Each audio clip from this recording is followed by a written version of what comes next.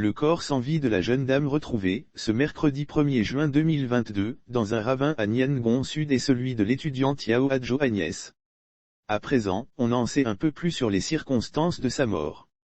Dans un article intitulé « Yopougon, le corps d'une jeune dame retrouvée dans un ravin à Niangon », l'Infodrome a fait, ce mercredi 1er juin 2022, cas d'une découverte macabre à Niangon-Quimbly, dans la commune de Yopougon. Il s'agit, en fait du corps de l'étudiante Yao Adjo Agnès, âgée de 29 ans, domiciliée à Yopougon Niangon Centre Social. Yao Adjo Agnès était en compagnie de BGH, étudiant en droit, tous deux domiciliés à Yopougon Niangon Centre Social selon nos sources. Les faits se sont produits dans la nuit du mardi 31 mai au mercredi 1er juin 2022, à Niangon Sud à gauche, au carrefour des Pots. La victime, Yao Adjo Agnès, était en compagnie de BGH, âgé de 23 ans, étudiant en droit et domicilié également à Yopougon Niangon Centre Social. À en croire les mêmes sources, aux environs de 2h45 du matin, un individu a fait irruption dans le maquis dénommé Campus Si à Yopougon Niangon Sud à gauche carrefour des Pots.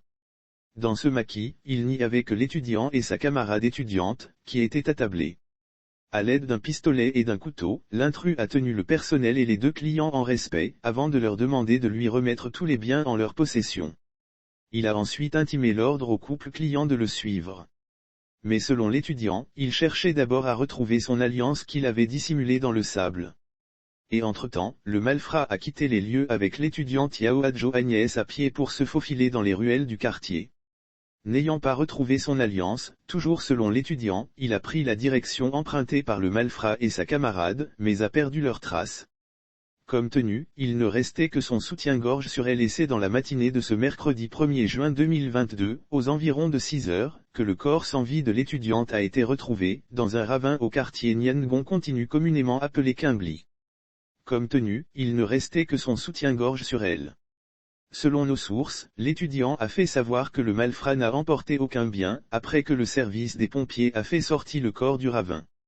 Lire aussi Niangon, un individu tué et jeté dans un ravin plus tard. Les services spécialisés de la direction de la police criminelle et de la police scientifique ont été sollicités pour les constatations d'usage. Le corps de l'étudiante qui présentait des blessures ouvertes dans le dos et au visage a été enlevé par les services des pompes funèbres d'Ivosep-Yopougon pour sa conservation à la morgue. La cellule de la police criminelle présente a conduit toutes les parties à sa base pour procédure. Ce crime n'a pas encore fini de livrer tous ses secrets.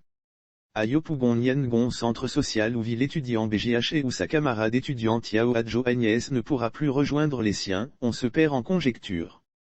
Sauf autorisation de la rédaction ou partenariat préétabli, la reprise des articles de l'infodrome.com, même partielle, est strictement interdite. Tout contrevenant s'expose à des poursuites.